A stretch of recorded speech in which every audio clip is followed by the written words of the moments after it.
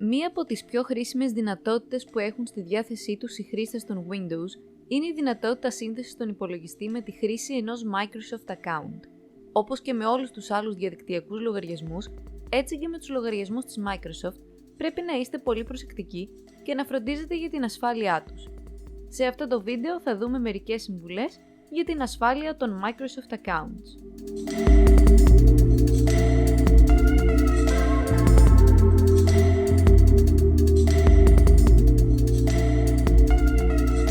Η χρήση ενός Microsoft account συνεπάγεται πολλά πλεονεκτήματα για τους χρήστες.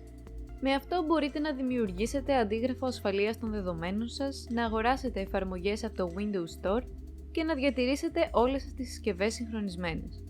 Δεδομένου ότι μπορείτε να κάνετε πολλά πράγματα με το Microsoft account, καταλαβαίνετε ότι είναι σημαντικό να φροντίζετε για την ασφάλειά του και να εξασφαλίσετε ότι μόνο εσείς έχετε πρόσβαση σε αυτό.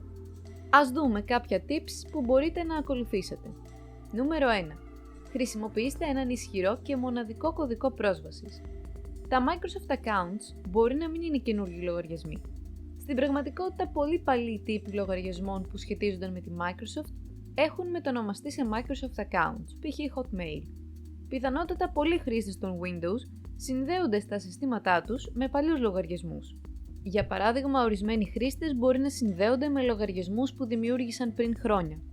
Δυστυχώς όμως, πολλά έχουν αλλάξει από τότε όσον αφορά στην ασφάλεια των κωδικών πρόσβασης και ο παλιός κωδικός μπορεί πλέον να αποτελεί εύκολο στόχο για τους hackers. Επομένως, για να διατηρήσετε το Microsoft account σας ασφαλές, θα πρέπει να ακολουθήσετε πρακτικές προστασίας που προτείνουν οι ειδικοί ασφαλείας σήμερα. Και η πιο σημαντική πρακτική είναι η δημιουργία και η χρήση ενός ισχυρού και μοναδικού κωδικού πρόσβασης. Ένα ισχυρό password περιέχει κεφαλαία και μικρά γράμματα, αριθμούς και σύμβολα. Επιπλέον, είναι σημαντικό να χρησιμοποιείτε διαφορετικούς κωδικούς πρόσβασης για κάθε έναν από τους διαδικτυακούς σας λογαριασμούς, καθώς η διαρροή κωδικού πρόσβασης σε έναν ιστότοπο θα μπορούσε να θέσει σε κίνδυνο την ασφάλεια όλων των άλλων λογαριασμών σας. Εάν δυσκολεύεστε να παρακολουθείτε πολλαπλούς κωδικούς πρόσβασης, σκεφτείτε να χρησιμοποιήσετε έναν password manager. Αρκετοί καλοί διαχειριστές κωδικών πρόσβασης είναι δωρεάν και χρειάζεται λίγος μόνο χρόνος για να αρχίσετε να τους χρησιμοποιείτε. Νούμερο 2. Μην μοιράζεστε το password σας με τρίτους. Είναι πολύ σημαντικό να μην μοιράζεστε ευαίσθητες πληροφορίες όπως είναι η κωδική πρόσβασης με τρίτους. Ένα email που σας ενημερώνει για υποτιθέμενη παραβίαση του Microsoft account σας μπορεί να ακούγεται ανησυχητικό, αλλά μπορεί απλώς να είναι ένας hacker που παριστάνει τον εκπρόσωπο της Microsoft και προσπαθεί να αποκτήσει πρόσβαση στο λογαριασμό σας. Εάν λάβετε ένα τέτοιο email, μην απαντήσετε και μην κάνετε κλικ σε πιθανούς συνδέσμους.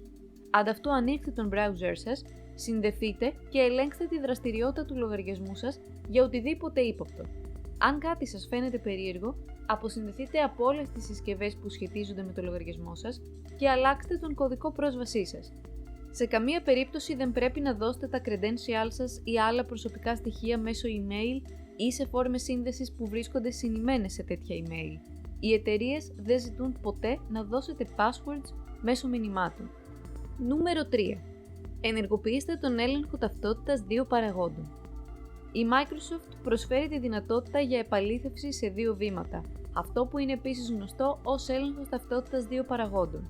Αυτή η πρακτική προσθέτει ένα επιπλέον επίπεδο ασφάλειας στο Microsoft account σας και σε άλλους διαδικτυακούς λογαριασμούς. Εάν κάποιος προσπαθήσει να συνδεθεί με το όνομα χρήστη και τον κωδικό πρόσβασή σας, θα χρειαστεί έναν επιπλέον κωδικό επαλήθευσης για να αποκτήσει πρόσβαση στο λογαριασμό. Αυτός ο επιπλέον κωδικός μπορεί να στέλνεται στον νόμιμο κάτοχο του λογαριασμού μέσω μηνύματος SMS ή να δημιουργείται μέσω μιας εφαρμογής Authentication στο τηλέφωνό σας. Για να ενεργοποιήσετε αυτό το μέτρο ασφαλείας, μεταβείτε στο dashboard του Microsoft account και κάντε κλικ στην καρτέλα Security Info.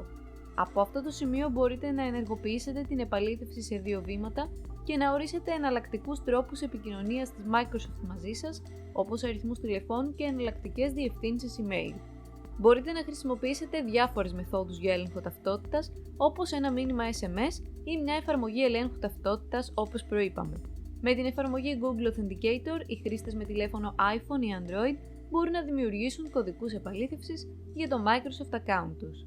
Η σελίδα Security Info περιέχει επίσης άλλες επιλογές για τη διαχείριση του ελέγχου ταυτότητας δύο παραγόντων, όπως κωδικούς πρόσβασης ανά εφαρμογή για εφαρμογές που δεν υποστηρίζουν ελέγχους ταυτότητας δύο παραγόντων, recovery codes που μπορείτε να χρησιμοποιήσετε για να ανακτήσετε πρόσβαση στο λογαριασμό σας και μία λίστα αξιόπιστων συσκευών που δεν χρειάζονται κωδικούς επαλήθευσης. Νούμερο 4. Εισάγετε recovery information. Η σελίδα Security Info σας επιτρέπει επίσης να εισαγάγετε αριθμούς τηλεφώνου και διευθύνσεις ηλεκτρονικού ταχυδρομείου, όπου η Microsoft μπορεί να σας βρει σε περίπτωση οποιοδήποτε προβλήματος. Αν θέλετε να χρησιμοποιήσετε την επαλήθευση δύο βημάτων για μέγιστη ασφάλεια, πρέπει να είστε σίγουροι ότι τα recovery information που έχετε δώσει είναι σωστά, ώστε ο κωδικός να έρθει σίγουρα στη συσκευή σας. Αν χάσετε τον κωδικό πρόσβασή σας και δεν μπορείτε να συνδεθείτε, μην ανησυχείτε. Εφόσον έχετε πρόσβαση σε έναν αριθμό τηλεφώνου ή μια διεύθυνση ηλεκτρονικού ταχυδρομείου που έχει καθοριστεί σε αυτό το σημείο, θα μπορέσετε να ανακτήσετε την πρόσβαση στο λογαριασμό σας. Είναι ζωτική σημασία να εισαγάγετε τα δεδομένα σας με ακρίβεια ώστε να μπορέσετε να επιστρέψετε στο λογαριασμό σας αν χρειαστεί.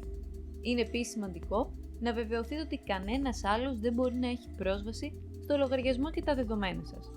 Φροντίστε να διατηρείτε τις πληροφορίες ενημερωμένες και αφαιρέστε τυχόν διευθύνσεις email ή αριθμούς τηλεφώνου στους οποίους δεν έχετε πλέον πρόσβαση. Νούμερο 5. Λάβετε ένα recovery code. Αν κλειδωθείτε από το λογαριασμό στη Microsoft, η χρήση ενός κωδικού μπορεί να είναι ταχύτερη από τη χρήση του email που έχετε δηλώσει για ανάκτηση. Αυτό ισχύει ιδιαίτερα αν πρόκειται για παλαιότερο email και δυσκολεύεστε να θυμηθείτε τον κωδικό πρόσβασης. Πηγαίνετε στις ρυθμίσεις ασφαλείας του λογαριασμού σας και δημιουργήστε έναν κωδικό ανάκτησης. Φροντίστε να μην τον δώσετε σε κανέναν άλλον και αποθηκεύστε τον σε ένα ασφαλές μέρος. Νούμερο 6. Ελέγξτε την πρόσφατη δραστηριότητα. Η σελίδα Sign In Activity στο Account Dashboard δείχνει πού χρησιμοποιήσατε τον λογαριασμό σας, από πού έχετε συνδεθεί και άλλα πράγματα που έχουν συμβεί.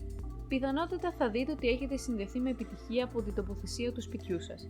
Αν παρατηρήσετε ότι κάποιος άλλος έχει συνδεθεί από άλλη τοποθεσία ή αν υπάρχουν προσπάθειες σύνδεσης με λάθος κωδικούς πρόσβασης από μια ξένη χώρα, τότε μάλλον έχετε πρόβλημα.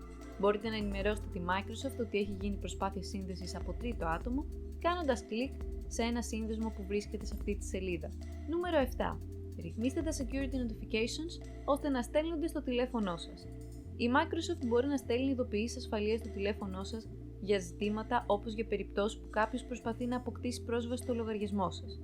Από προεπιλογή, αυτά τα notifications αποστέλλονται στην κύρια διεύθυνση email σας, αλλά έχετε τη δυνατότητα να τα λαμβάνετε και μέσω SMS, ώστε να τα βλέπετε πιο άμεσα.